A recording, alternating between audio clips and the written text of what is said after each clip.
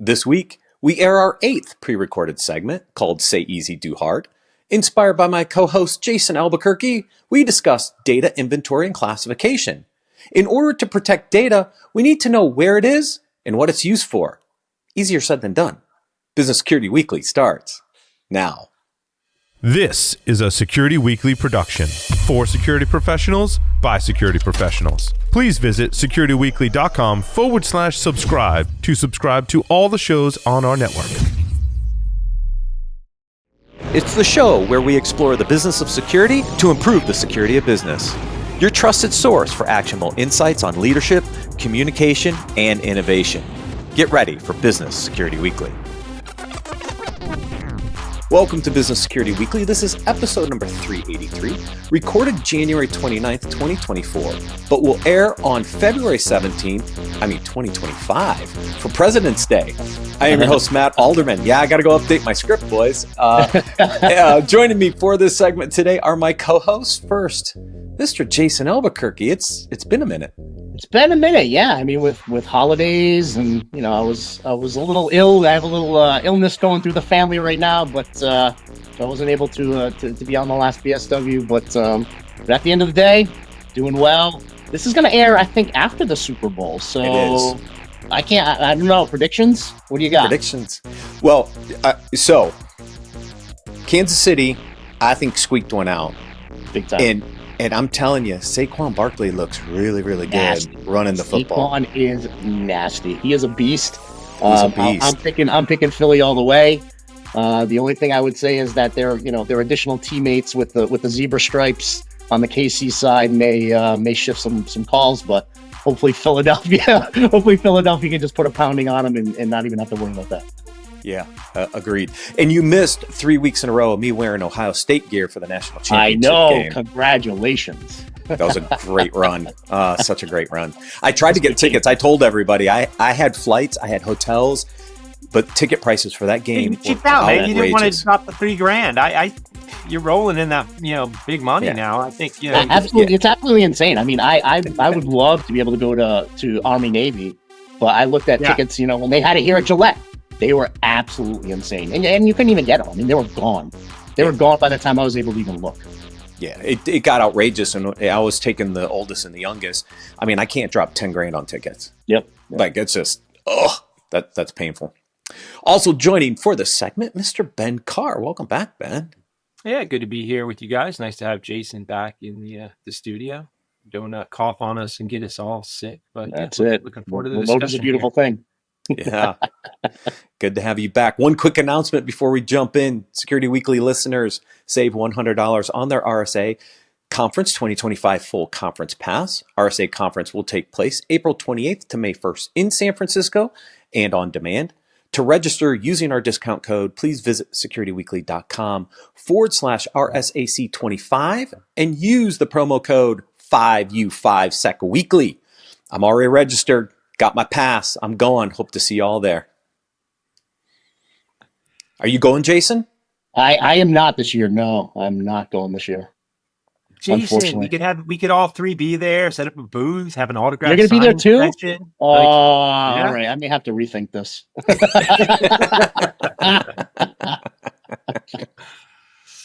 All right. So let's dig into this segment. So segment one, we usually talk about the problem. The say easy part. We save segment two for the do hard part. So here, I'll just serve this up. We stink at asset management, and we really, really stink at data asset management. Absolutely. I mean, so many organizations don't even view data as an asset at the end of the day. They're looking at assets as boxes and technologies and those type of things, and they're not even looking at their data landscape as an asset to the company.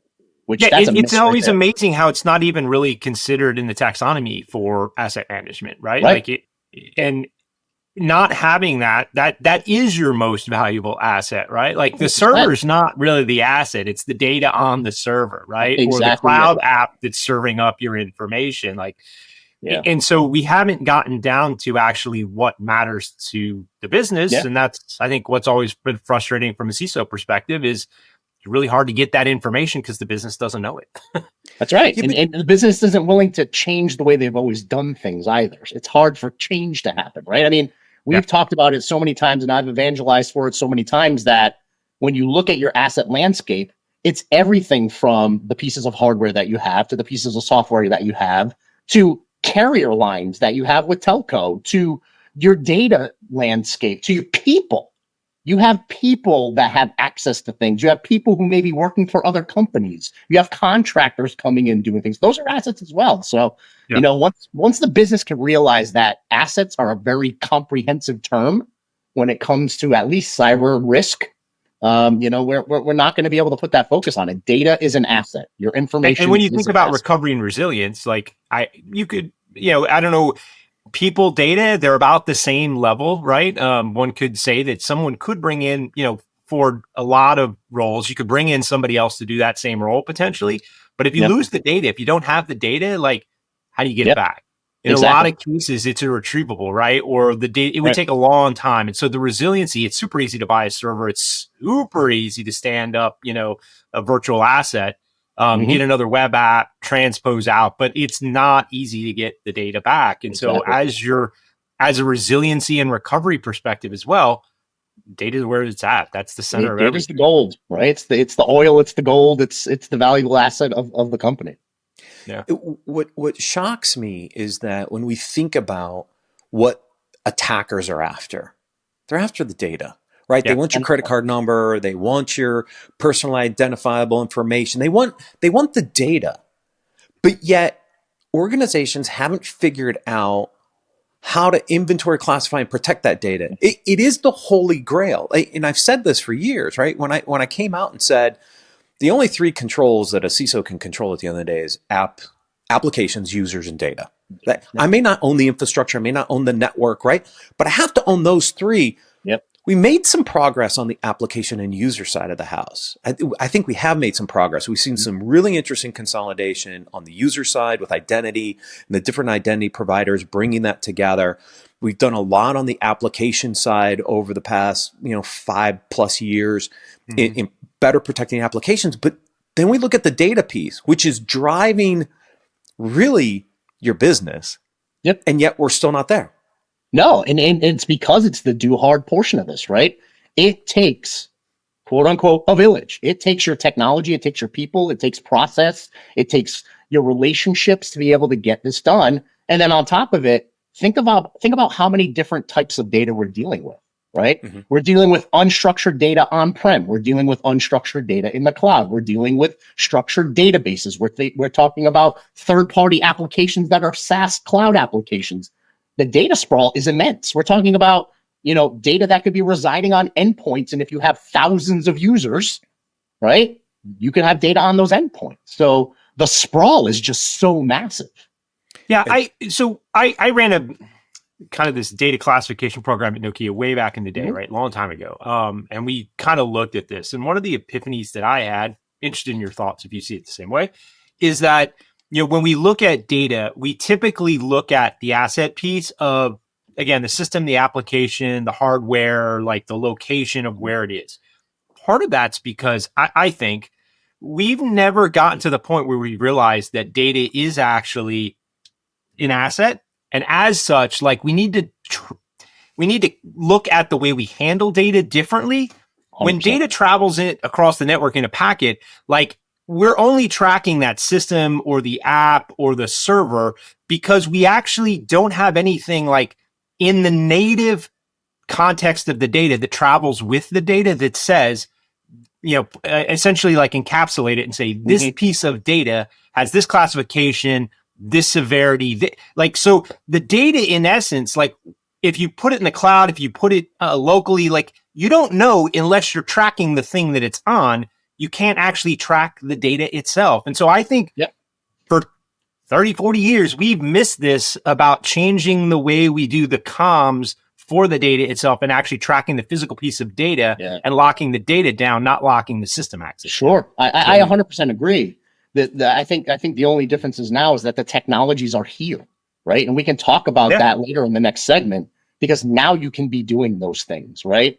There are tool sets that you're probably already paying for in some of the licensing that you already have that will allow you to do comprehensive discovery of your data assets. Not only your unstructured data, but you can get connectors that can tie into your Salesforce implementation, to your ServiceNow implementation, to SQL databases, right? So that there is the ability now to leverage tools to be able to do that comprehensive discovery, classification of the data, right? You can either do it automated or you can do it manual, and then actually put attributes to it to start protecting it. Yeah. And I also think that Matt, you mentioned that, actors are actually after the data. I think what we've seen, especially on the ransomware side, is they're not actually necessarily after the data even.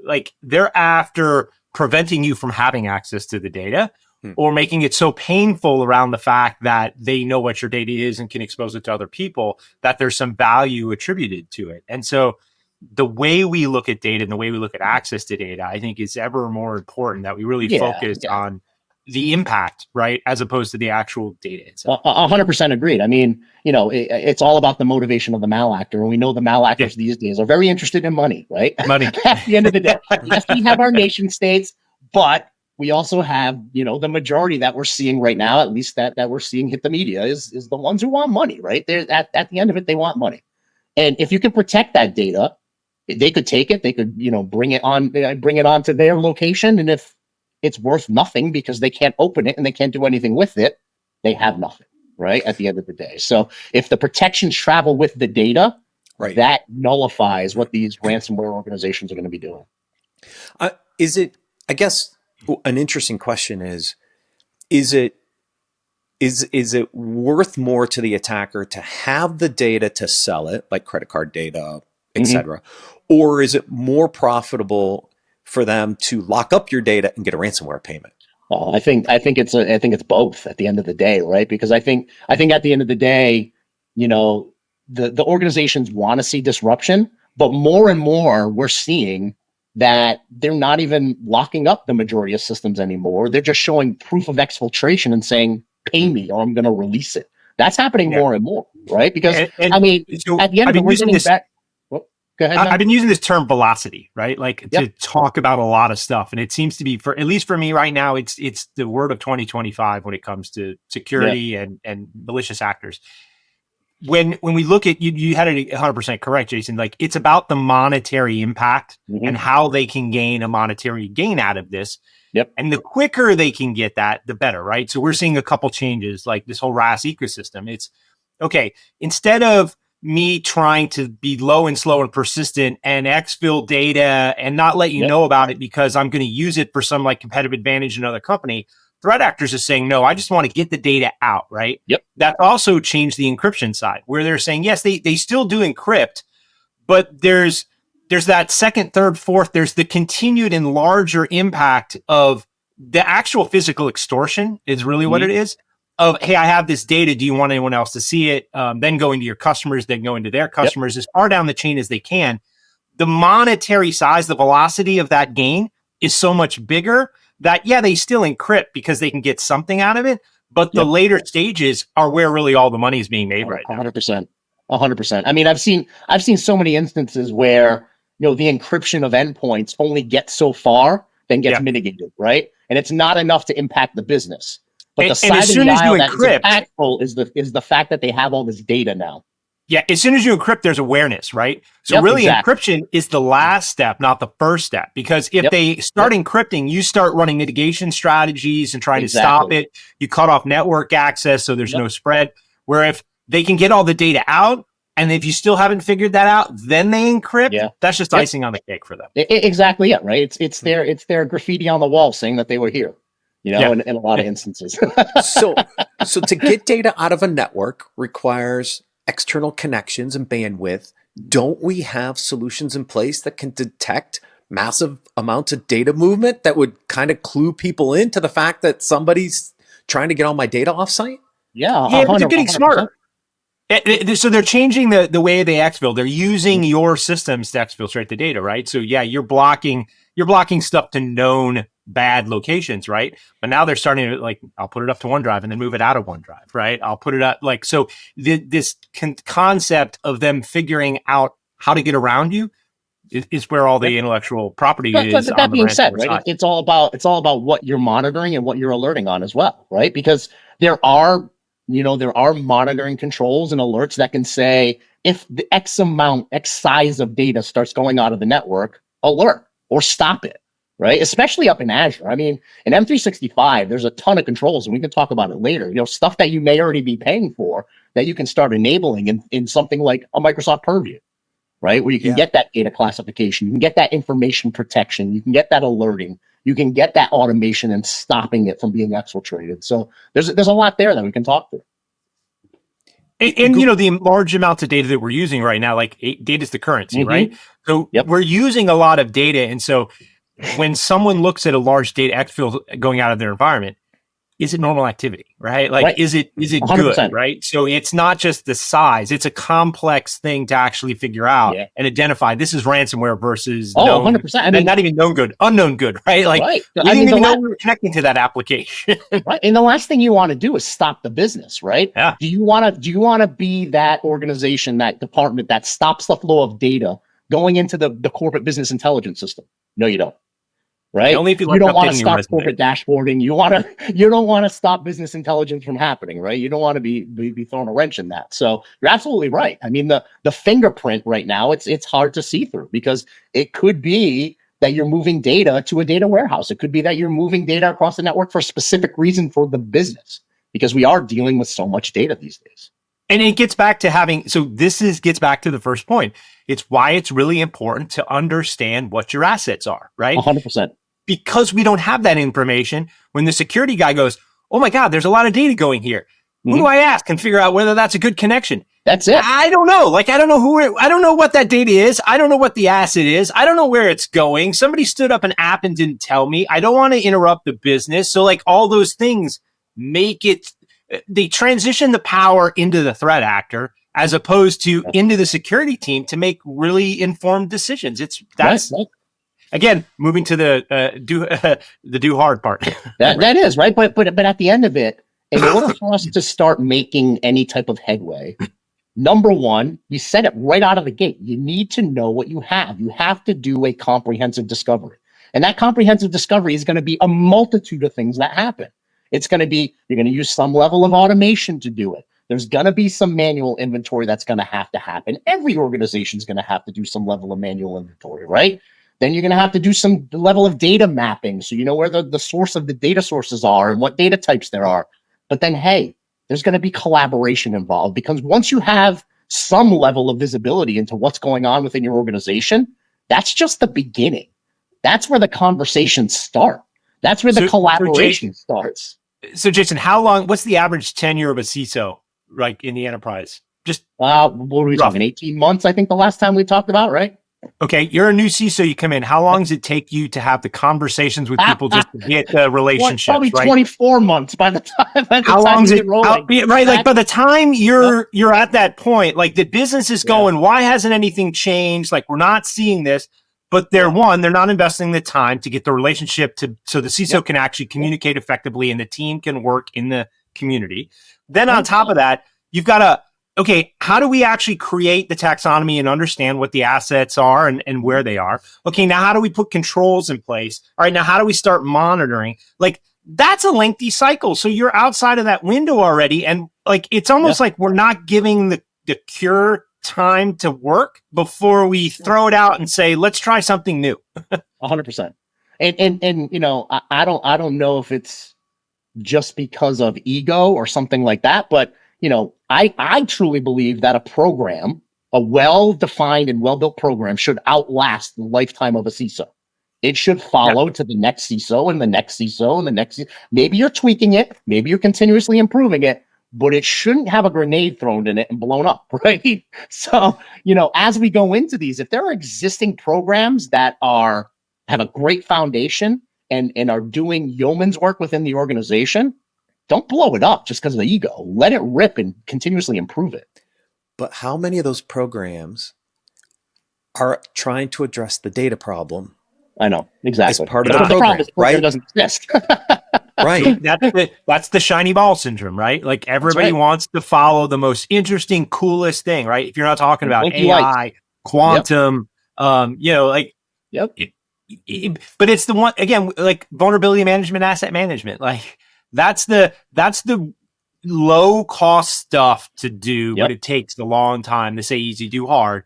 Exactly. But we focus on the stuff that like you can put millions of dollars in and get like super low investment, and it actually never actually hit and mature. But we're willing to do that because it's cool. I mean, how many organizations do we know that blow millions of dollars into technology and they adopt 15% of the capability of the tool? Yeah. Mm-hmm. Yeah. It's an epidemic. It happens everywhere. How many people coming up like in security, right? Like, hey, I want an entry level job. Hey, vulnerability management. Yep. That's all. Nah, that's not really interesting. I want to get on the SOC. Yeah, right. Data protection. I want to be a hunter. Data protection, data classification and protection. Right. Yeah, it's that's the challenge. Is how do you get in front of that? How do you change? Look, we talk about the cultural shift in an enterprise often. Like, where's the cultural shift in the security community? Yeah. Like, where do we double down and we all say, yeah, this isn't, the payoffs aren't there. We need to change the way we're thinking about it. And we need to focus on resiliency and how we're going to change that on the front side with long-term gains on the backside. Yeah. I mean, here's the thing. I mean, for the listeners, unless you do this really hard elbow grease, nitty gritty work, you're never going to be successful when you get to the point where you want to start talking about data profiling, data classification with automation behind it. Yes, you're going to have the blinky lights and the switches on, but you're going to fail miserably because you didn't do the hard work up front to discover, identify, classify, truly classify with collaboration with the business. With the business. So it's classified based on the business need and the business risk. And then you can move on to that, right? Then you can move on to the really cool blinky light stuff, right? But until you do that, you're going to fail. We go after the control before we understand the assets we're trying to protect, right? Because we're going after the shiny stuff. Going after the cure without even knowing what disease you have. Right. Yeah. Sometimes the cure is worse than the disease. Exactly. 100%. Right? That's the challenge, right? And unless we change the way we build our security programs with a focus around understanding assets and data as part of those assets, how can you effectively build a security program and go out and make the right investments? You have no idea what you're protecting outside of maybe some endpoints and building out this really beautiful security operations center. You'll never understand the risk. It'll be a sexy SOC with a lot of blinking lights, but they won't tell you a damn thing. 100%, costing a lot of money for minimal value. And hey, by the way, the most important thing is the rest of the business won't understand the risk, because the value of the CISO is to be able to go out there and evangelize and collaborate with the rest of the business and teach other leaders what the risk is so they can be on your team to help mitigate it. If you don't understand and they don't understand, nobody understands. Yeah. What I've been talking to people about lately is the biggest challenge in security in our industry is context. Mm-hmm. It's context. Yeah. Look, we have lots of data, but until I understand the context of that data and how it either does or doesn't matter to the assets and the data that I'm trying to protect, without it, we're shooting in the dark. 100%. And we've been doing this for 30 years. And so again, my background, vulnerability management, attack surface side of it, that was the biggest thing when I looked at the vendor space that was out there. So the Qualys, the Tenable's, the Rapid7s, they were all great at identifying you have this vulnerability and it's on this server. But that's where they failed, because there was no integration back into a CMDB and the linkage to tell me the context to say, that's this pre-production app. That's my critical financial app. That's the owner is Bob, right? Like, so you'd see the vulnerability, but you wouldn't know who to contact to fix it. And you wouldn't have any context about the risk or the severity of it, because like the severity of the vulnerability doesn't matter. The severity of that vulnerability on that specific asset in this specific context, that tells me when I need to fix it. Yeah, that's it. And I mean, you're dead on. I mean, back in the day, we had to build it. We had to build that. Everything that we had that was coming out of Tenable We had to take it and suck it into ServiceNow CMDB to be able to align the risk to the asset itself, right? We had to take that data and actually compare it and put it together so we could get some level of visibility. We had to build it ourselves. You had to build out the API. You had to build out the additional tables and fields in ServiceNow, and you had to make it happen. And that was part of the CVSS scoring, but nobody ever used it, right? Like, and look, you can argue good, bad, indifferent. Like, it was what we had at the time. My argument is it was a known problem. Right. Just nobody cared. And at the end of the day, the assets that were in the CMDB were all physical assets or software assets. They weren't data assets. Nope, definitely not. All right, so let's take a quick break. So everyone stay tuned. We're going to take a quick break, and then we'll come back and help you prepare for the hard part, actually performing the data inventory and classification.